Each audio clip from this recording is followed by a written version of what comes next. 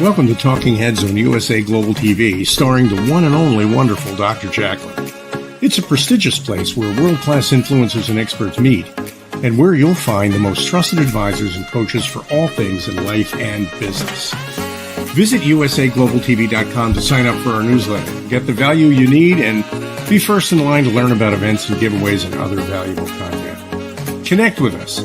Email Dr. JACALYN at usaglobaltv.com to talk about how you can become part of USA Global TV. That's USA Global TV, where the doctor is always in. Hello, everyone, and welcome to USA Global TV, and hello to our friends listening on Business Talk Radio. I'm Dr. JACALYN KERBECK, and our show today is Authentic Achievements. My co-host, KIM-ADELE Randall, has the day off. We wish her well. We'll look forward to seeing her next week. Our guest today is an international podcast person who gives interviews to help other people. He has been committed to sharing his story, his battle with cancer, to help ordinary people become extraordinary and realize that they are not alone. His name is Terry Tucker. Let's welcome him to the show. He's joining us from Denver. Hello. Hey, JACALYN, how you doing? I'm looking forward to talking with you. I'm really excited that you're here, and congratulations. You shared with me backstage that you've done over 400 interviews. I've been very lucky to do that with people all over the world. So I've learned probably as much as I've taught. So it's been a great experience. Well, I love the fact that you are candid and open about the fact that you've had a 10-year battle with cancer. Many people don't want to talk about that, yet it affects so many people. And from what I understand, you've taken what you've overcome, what you've learned, what you've experienced, and you're putting it out there to help other people. Is that correct? That's absolutely right. How does that feel to know that you've taken something that people are afraid to talk about and you've put it out there for people to know that, no, you're not alone. Hey, this is what I went through, and you can have something extraordinary happen to you as well.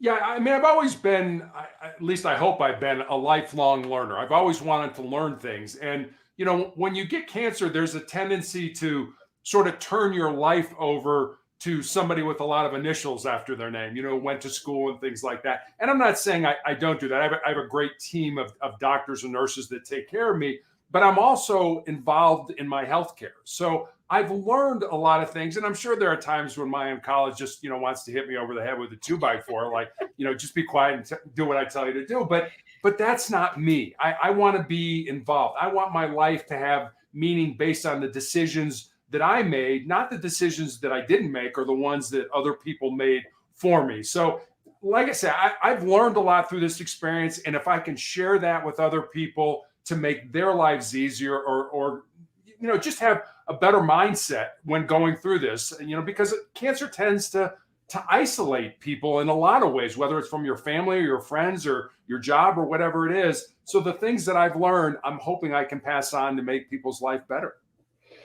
That's absolutely beautiful. Thank you for sharing that. And as you know, across the world, we've been going through this pandemic. In some places, it seems like it's over. In some places, it seems like it's not.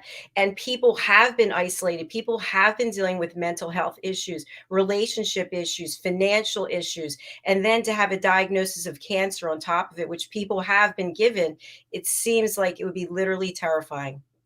It certainly is. And I think when I found out having this rare form of melanoma that appeared on the bottom of my foot, you know, I went through all the stages of grief that we know about. You know, I was like, well, that, you know, I was in denial. Like, God, that can't be the case. You know, I've done everything right in my life. And then you get mad, and then you sort of bargain with God. And then eventually you get to a point where, you know what, these are the cards that I've been dealt, and I have to play these cards. And we're all going to experience pain in our lives. And it doesn't have to be cancer pain or even any kind of an illness. You could break up with your boyfriend or your girlfriend, or, you know, have a fender bender on the way to work, or not get the promotion at the office that you believe you deserve.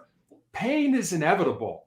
Suffering, on the other hand, suffering's optional. Suffering's what you do with that pain. Do you use it to make you a stronger and more resolute individual, or do you wallow in it and feel sorry for yourself and want other people to feel sorry for you? I mean, life doesn't owe us anything.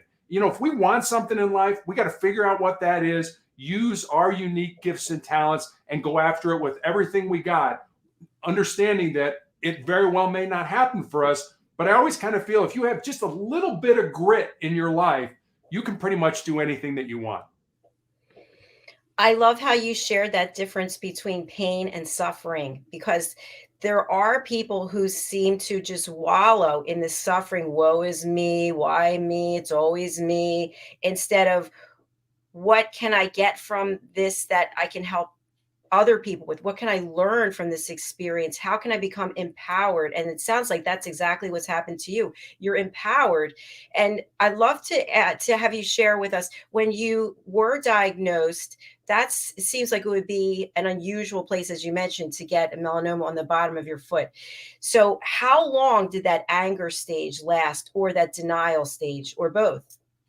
It lasted for a little while. I mean, I'm human. I mean, there's no S on my chest. I don't have a cape and fly around with magical powers. I mean, I'm a human being. I have bad days. I get down. I feel sorry for myself and things like that.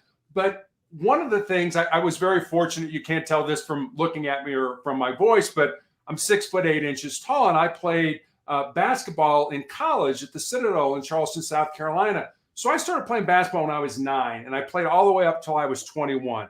And I think one of the things that team sports taught me was the importance of being part of something that's bigger than yourself. On a team, if you don't do your job, not only do you let yourself down, you let your teammates down, your coaches down, your fans down, etc. And if you think about it, the biggest team game that we all play is this game of life. So, whenever I get into that situation where I feel sorry for myself, and if you think about that, when we are feeling sorry for ourselves, it's all about us. We're looking inward. It's like, woe is me.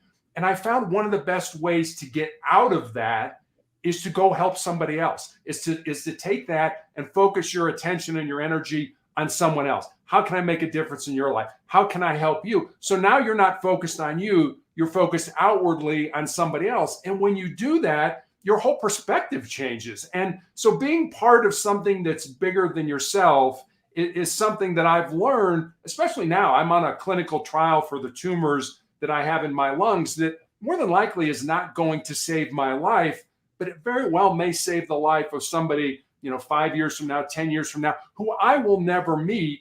And again, that's part of being part of something that's bigger than you. Thank you so much for just being so transparent and empowering at the same time. And you talked about being part of something bigger than you. You also talked about being on a team. And when we first started this show, you were talking about the team of people that are responsible for helping you with your cancer diagnosis and finding a cure.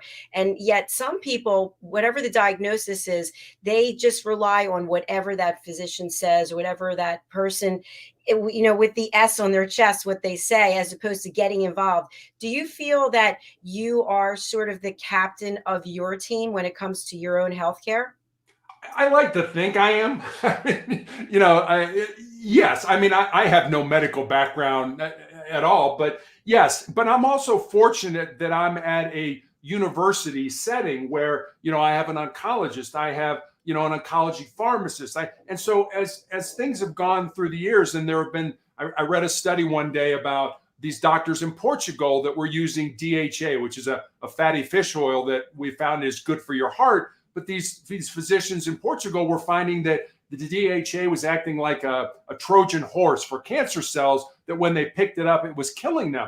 And so I went to my oncology pharmacist and said, hey, I want to try this. I want to try this DHA. And she said, well, let me research it and I'll get back to you. And I'm like, okay. And so she came back and she said, no, don't take that. You are already on blood thinners for a blood clot that I had in my lung from a previous treatment. And DHA will cause additional bleeding. So we don't want you to take that. And here's why. And as long as I can understand why you don't want me to take it, or why you do want me to take it, I'm okay with that. But you need to make it in terms that I can understand. I mean, don't give me a lot of, doctorese kind of things like that, because I don't get that. I don't understand the chemistry and all that stuff behind it. But tell me as a person, tell me why this was going to work, or tell me why I shouldn't do this. And if you do that, then I kind of feel I am sort of the captain of the ship with this. And I'll do whatever you tell me to do as long as it makes sense to me.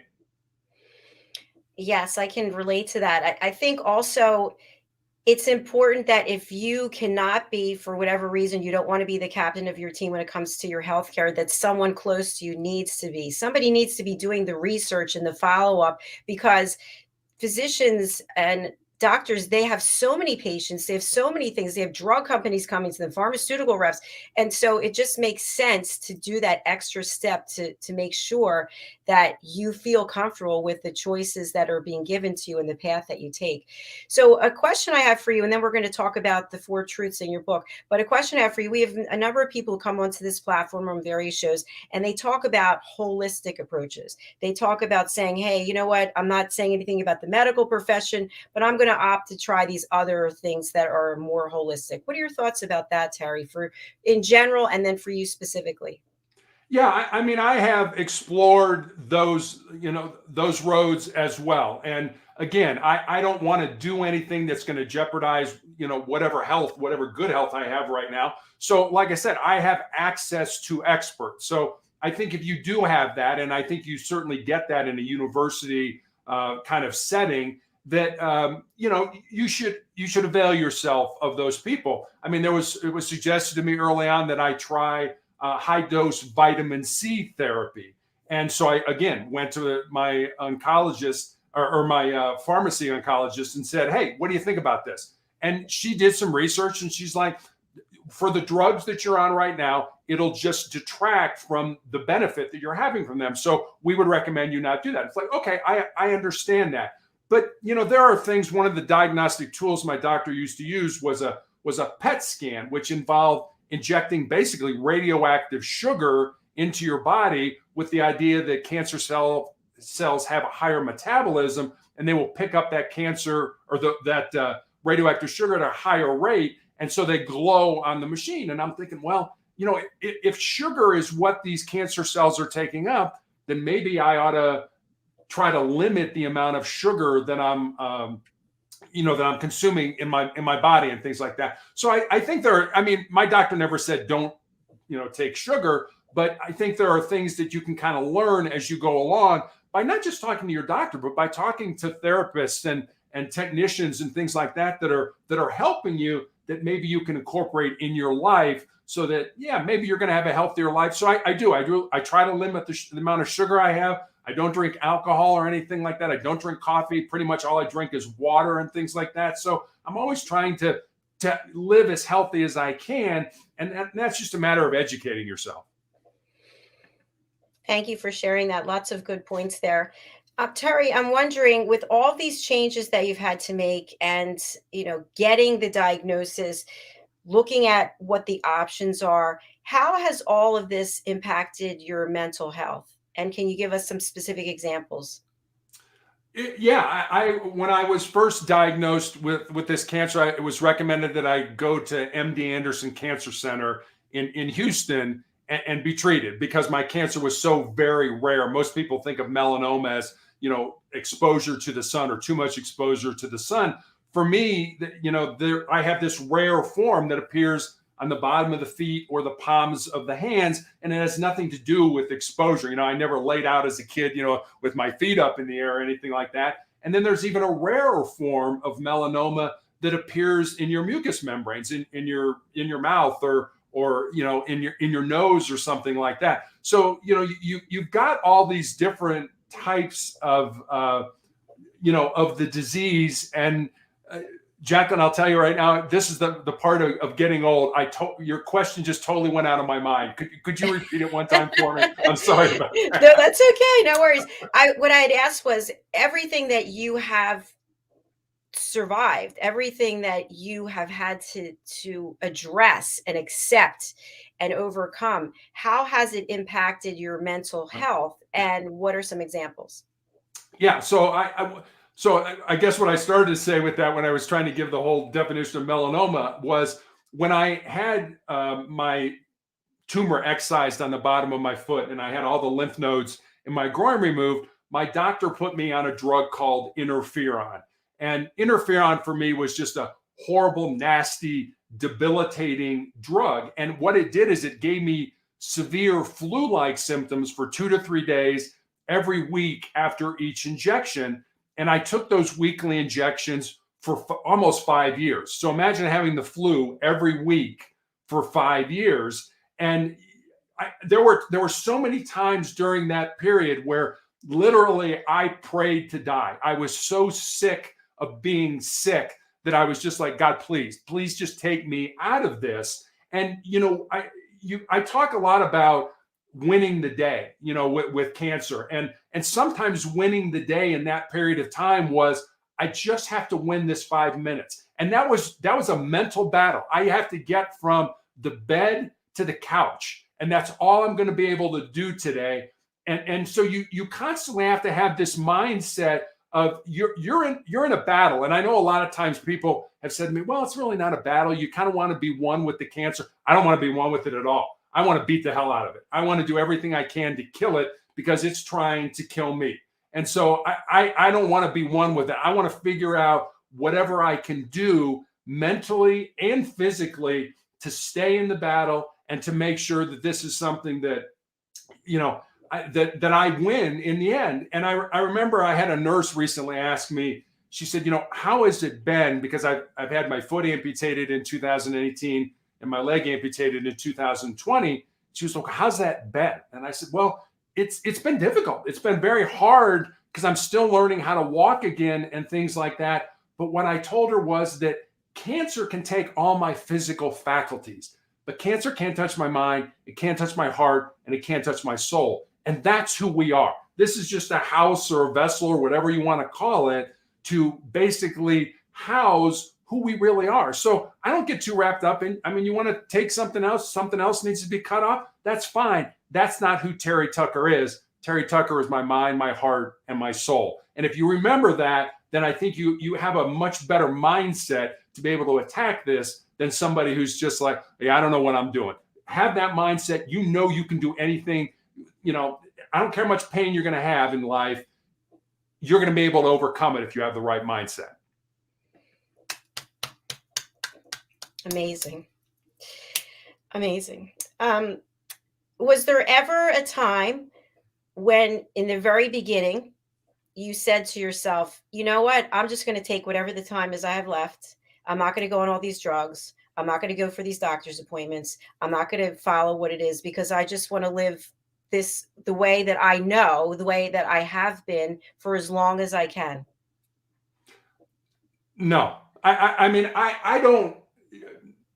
So back in 2020, I found out I was going to have my leg amputated and I had these tumors in my lungs. And, my doctor showed me several months ago my CAT scan from back then. And again, I don't have any medical knowledge, but, I kind of like, oh, it looks like a kidney or something like that much I know. And I looked at it and I had fluid all around the pleural spaces in my lungs. I had these big tumors in my lungs. And I looked at my oncologist and I was like, how was I alive? And he was like, I don't know. I really have no idea, which said to me that, and I have a very strong faith in God, which said to me that God's not done with me yet. So when I die, how I die, where I die, when I die, way above my pay grade. So I don't spend a lot of time worrying about that. And when I found out, I had my leg amputated and before I started chemotherapy, I went with my wife to the mortuary, to the cemetery, to the church, and I planned my funeral. And because I give talks and I go on podcasts and I talk about motivation and the need to keep moving forward, some people kind of reached out to me and said, don't you think that's kind of defeatist? And I sort of had to look at them and say, well, last time I checked, we're all going to die. I don't think anybody's working on a cure for life right now, but everybody's going to die, but not everybody is really going to live. And I heard a Native American Blackfoot proverb years ago that went like this: when you were born, you cried and the world rejoiced. Live your life. And I think those are the important words. Live your life in such a way so that when you die, the world cries and you rejoice. That's what I want. That's what I'm looking for. I'm not looking to hasten my death in any way. But when it comes, I feel I live the purpose for which I was put on this earth to do. And as a result, death is not nearly as scary as it is for a lot of people that kind of live a casual life and, never do anything with their lives. Yes, I agree with you. You're living big, living large, I guess the expression is. And I'm wondering, you just mentioned that people will reach out to you and say this and say that. How has your circle, your community, your family, how have they reacted? Have you found that most people are supportive? Have you found that some people have gone by the wayside? Yes, to both of them.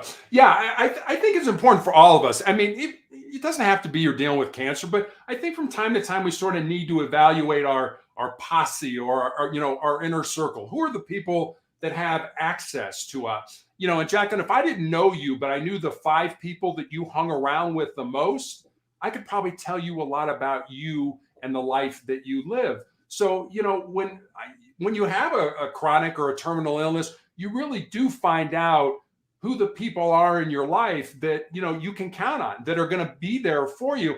And I have a neighbor who, anytime I talk about potentially dying or planning my funeral, he can't deal with it. It's like, nope, don't want to deal with that, don't want to talk about that. I have to walk away from that. And that's okay. I get that. He's a little bit younger than I am and things like that. But it's real important to surround yourself with people, regardless of what you're doing in life, that care about you, that love you, that support you, that are willing to uplift you, and that are, probably more importantly, willing to risk the relationship they have with you to tell you the truth because they love you enough to do that. But what do we do as people? When people say, "Hey, Terry, I really think you're kind of messing up with this," what do we say? "Oh, hey, get away from me. You're not my friend." No, those people are your friends. They love you enough to risk the relationship they have with you to be able to tell you the truth. So surround yourself with good people that uplift you, not people that are using you or always seem to have drama in your life. Those people drive me nuts. And the other thing I'll say is, I'm a big fan of watching what people do as opposed to what people say. So if you're going to talk a good game, that's great. Are you going to back up that game with being involved either in helping me or helping somebody else or whatever you're doing? So don't talk a good game. Don't pretend you're playing in the game when you're actually sitting on the sidelines. Yes, I can relate to that. I have 3 autoimmune diseases, one of which is ulcerative colitis that I've had since 1999. And, it's something I live with. I run to the bathroom 40, 50 times a day when I'm sick for 6 months a year. And people will be like, "Oh, that's disgusting. You're dirty. It's this and it's that." And for a lot of my life, I really thought that up until 2018. And now I'm like, really? Sorry, get out of my life, get out of my way. I'm here to help other people, inspire other people who were where I was. So bravo for you for everything that you're doing. And I know that you have this amazing book, and you also have something you're share with us about the 4 truths. So let's start with the 4 truths. I think this is really something our audience would love to hear. And also, hello to CJ Peterson. Hi, Terry. He's a great guy to chat with. Thanks so much for watching, CJ. Thanks, CJ. Sure. So the 4 truths are what I call sort of the bedrock of my soul. They're a good place to build a quality life off of. And I call them my 4 truths, but I don't own them. I don't have a copyright on them or anything like that. And I like to share them in the hope that maybe they will impact your life. Maybe you can take them and empower yourself in your life with them, with all of them. But if only 1 or 2 work for you, then take those 1 or 2 and develop your own truths, something that is in your soul, something that's important to you. So I'll give them to you. I'm on a Post-it note here in my office that I see every day. They're 1 sentence each. So the first one is, you need to control your mind or your mind is going to control you. The second one is, you need to embrace the pain and the difficulty that we all experience in life and use that pain and difficulty to make you a stronger and more resolute individual. The third one is more of a legacy truth. I think it's important, regardless of what stage of life we're in, to sort of look at the end game. What are people going to say about you at your funeral? What do you want people to say about you at your funeral? And the third one is this: what you leave behind is what you weave in the hearts of other people. And the fourth one is, as long as you don't quit, you can never be defeated. And that fourth one resonates. I think it's pretty self-explanatory, but it resonates with me sort of this way. Someday my pain is going to end. It may end through surgery. It may end through a new medication. Quite frankly, it may end when I die. But if I quit, if I give up, if I give in to pain, then pain will always be a part of my life. Wow. Really powerful. Are you in a lot of pain right now? I'm in a decent amount of pain. Having your leg amputated above the knee feels, I mean, it's been 2 years and I still feel that leg. And I have a lot of phantom pain with it. The pain is worse when I go for my weekly, every 3 weeks, I go for a week-long treatment of a clinical trial drug. And it's much worse during that period. But, other than that, I'm not in a tremendous amount of pain. But that I take a Lyrica pill twice a day to try to help with that phantom pain. But it is so weird to me to realize I don't have an ankle, but my ankle hurts right now. So. And this pain that you're in now, like we can't tell because you're so passionate about what you're speaking. So do you feel that it sounds like you're in constant pain? So does that pain empower you even more to want to help someone else? I think it does because I mean, again, going back to we're all going to experience pain in our life. So yeah, I got pain. We all have pain in one kind or another, whether it's mental or physical pain, and that's okay. But if instead of you think about it, our brains are hardwired to avoid pain and discomfort and to seek pleasure. And so, I mean, when people go into pain, you see not a lot of people, but you see enough people that, turn to drugs or turn to alcohol or turn to bad behavior. I guess what I try to do is instead of running from pain, take that pain, flip it inside of you, burn it as fuel, use it as energy to make you a stronger and more resolute individual. And believe me, if I can do this, I am the biggest wimp in the world.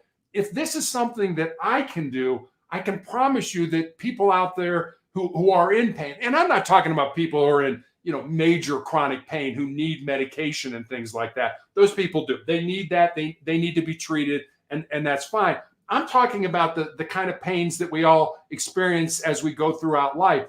Take that pain, flip it inside, burn it as fuel, use it as energy to make you a stronger and more resolute individual. Everything you're saying, I feel like I'm like you're the keynote speaker. I'm like, yes, fantastic. In addition to your being an international podcast guest, as well as a motivational speaker and a cancer warrior, you also have done some work as a SWAT team hostage negotiator. Is this true? Yeah, I was a policeman in Cincinnati, Ohio. I was a SWAT team hostage negotiator. I was also an undercover narcotics investigator, which people always laugh at. They're like, "You're 6'8". How could you possibly have done that?" It's like, hey, in that industry, what motivates it is greed. So as long as you have money, you'll find somebody who'll sell you drugs. So these are professions that we see on television, right? We watch all these. I don't watch a lot of television, but I am drawn to shows like that where they have these types of things that are going on. What have you learned? What key takeaways from working in those professions have you learned that have helped you with what you're going through today? I think one of the biggest things being a negotiator, as a police officer, 99% of what you do is face to face with another human being, whether it's pulling them over to give them a ticket for speeding or answering a radio run for a fight or a domestic or knocking on the door and saying, hey, call the hospital, grandmother passed away. Whatever it is, it's face to face. But as negotiators, we were not with the person we were negotiating with. We could be blocks away talking on the phone. We could be on the other side of a locked door, whatever that was. So we had to get good at figuring out what was going on based on what people were saying, what they weren't saying, and how they were saying it. And that was one thing. The other thing that I really kind of was sort of the umbrella of what we did was trust. And I think trust is important in any relationship, whether it's doctor-patient or husband-wife or, hostage negotiator and hostage taker. And we never lied to people. People would always say to, hey, I'll come out or I'll put the gun down, but you got to promise me I'm not going to go to jail. And we would have to say to them, well, when you come out, you are going to go to jail. But then we would try to deflect the conversation to something that was more positive. So trust was a big deal because there was a very good chance we would negotiate with this person a year from now or 2 years from now.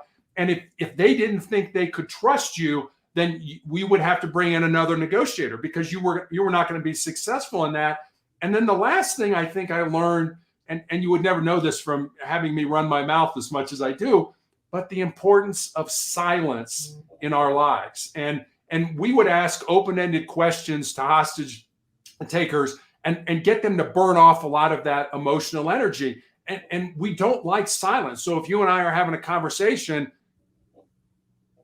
and there's that pregnant pause, we want to fill that. And as negotiators, we had to realize that don't fill it. Just sit there and be quiet, because eventually the hostage taker will start talking. So those are the things I learned. I guess the last thing I'll give you with is the importance of listening, and not listening to respond, but listening to understand.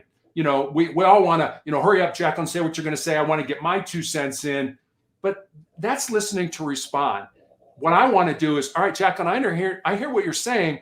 I may agree with you or I may not agree with you, but I want to understand where you're coming from with that. And that's a dialogue. That's developing a relationship. And if you can do that, we can accomplish anything. But if we're yelling and screaming at each other, we're never going to get anything done. I'm smiling, Terry, because I actually teach people how to listen, the power of listening. And that silence, you just, if we were having a conversation and I stopped speaking, the other person's like, what's going on? Is she okay? Yeah, no, I'm fine. I'm just listening. And to your point, people listen and judge. People listen and want to provide a solution. They listen and then they want to interrupt. It's just, no, in order to have inner peace, I feel, and be one step closer to world peace, we have to listen at an elevated level. It sounds like that's what you're saying as well. It is. And it's easy to judge. It's hard to think. So people judge instead of thinking. Yes. And once they start judging, they turn off. They're no longer listening to anything else you have to say, because now they're like, wait, I don't like him because he said this. I don't like her because she's aligned with that. And that's when it starts going like this. Yeah. I mean, if we were all the same, think how boring life would be. It's okay to be different. Different doesn't make us bad. Very true. I like to be around people who are different than I am, because then I learn. Exactly. We're going to take a quick break, and then I'd love to have you read from your book, Sustainable Excellence, if you would. Be happy to. All right. Fantastic. All right, folks, do stay with us. We're going to take a short break, and we're going to actually listen to a music video from my vocal coach. Her name is Madeline Chan. It's called Follow Love. And then we'll listen to one sponsorship. So take a look. This is Madeline Chan, international award-winning singer, songwriter, producer, and vocal coach.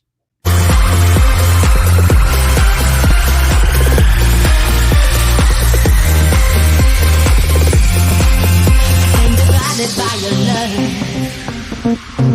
what you giving me is just not enough. I need a love to take me higher and higher and higher. Every step I take, I feel more awake. Getting closer now, I feel so alive. Stopping me, this is how I live. Ever closer now, just follow love. Love will take you there. Just follow love. Follow me. Just follow love. Love will take you there. Just follow love. Follow me. Follow love.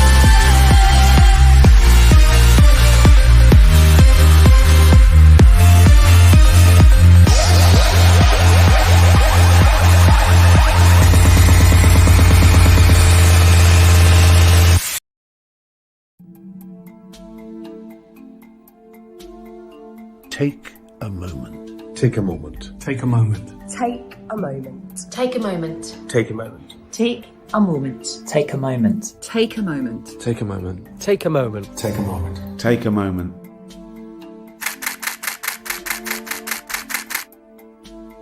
So I've had the privilege of photographing some incredible people over the years, and during each shoot I've asked the subject to close their eyes and take themselves to a peaceful place just for a few seconds. I've found that this really helps to refresh the energy between the camera and the subject. They had an energy that was quite special and quite different from the rest of the shoot. The collection grew, and now it feels the right time to use it for something good. I think it'd be amazing if we could help to raise awareness and involve people in the discussion about mental health. So what we're asking to do is for everyone to upload their own self-portraits. All of these portraits will become part of a massive artwork. I'm really excited to see this project go from hundreds of pictures to thousands of pictures. Essentially, an ever-evolving artwork that says we're all in this together. Close your eyes and take a moment.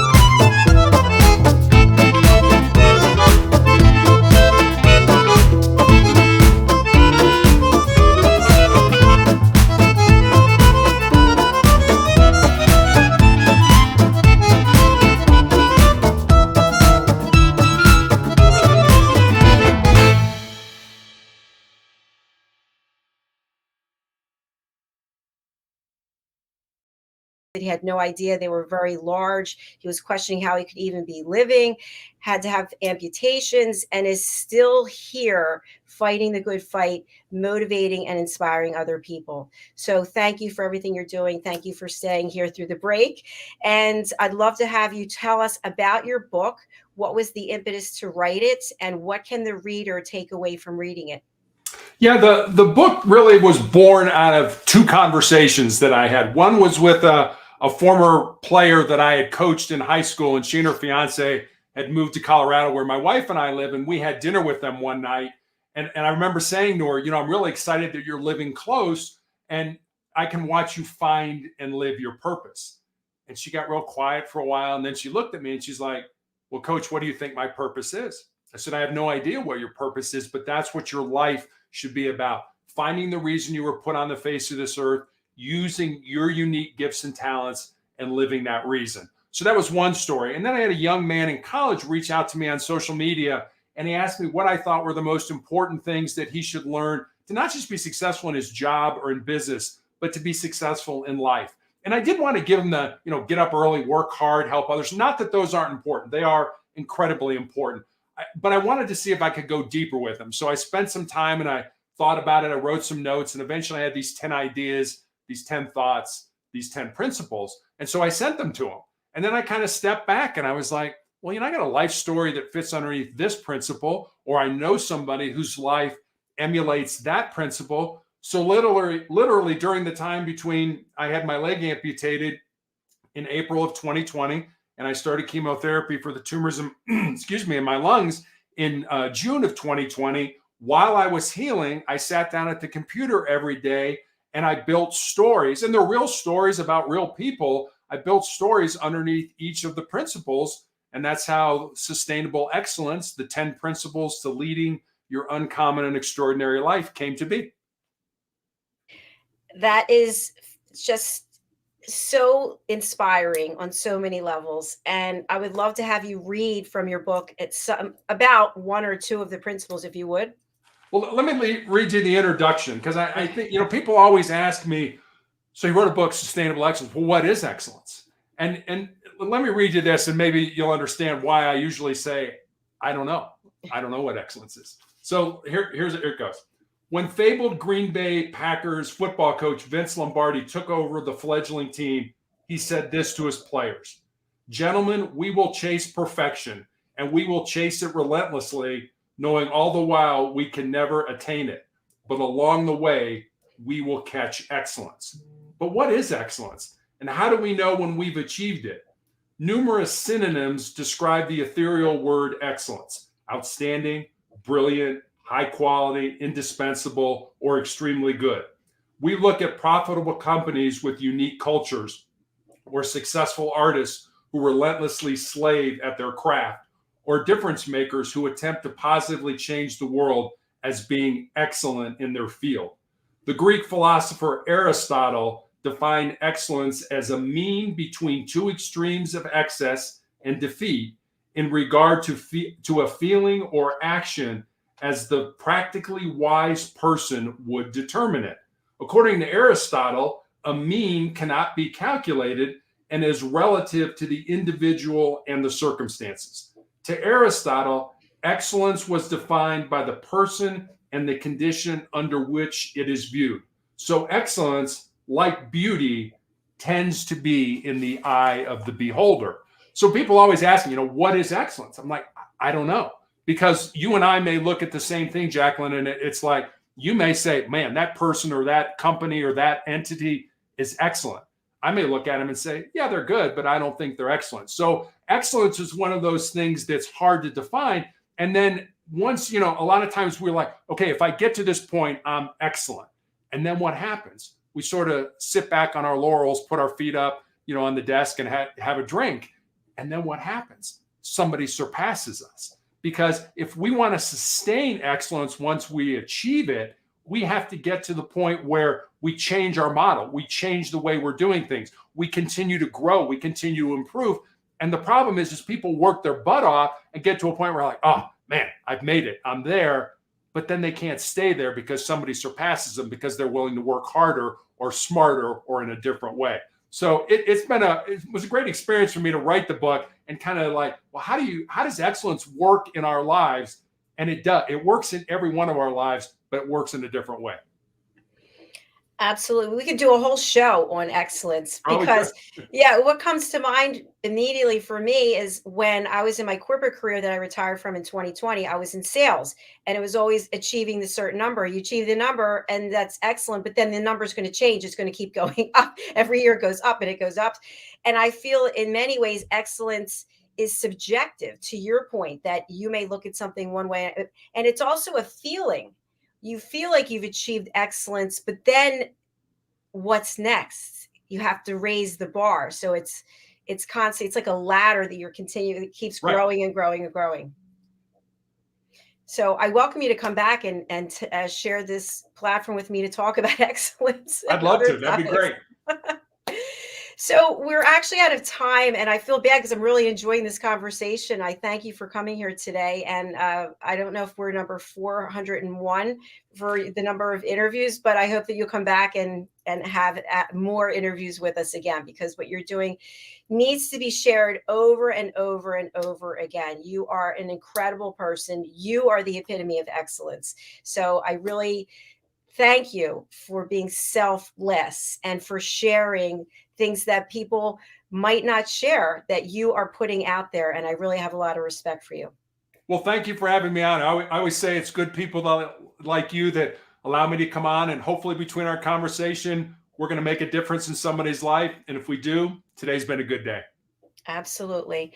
And I'm going to spotlight you one more time. And if you would share with our audience how they can reach you and who you would like to connect with you. Right now, I have a blog called Motivational Check. And so you can reach me at motivationalcheck.com. Every day I put up a new thought for the day. And with that comes a question of how maybe that thought can be applied in your lives. On Monday, I put up the Monday morning motivational message. Some of my podcasts are on the platform, as well as my social media accounts. Anybody who needs a little bit of mindset correction, or anybody who's having a difficult time in life, please reach out to me. I try to answer everybody who who leaves me a note or a message.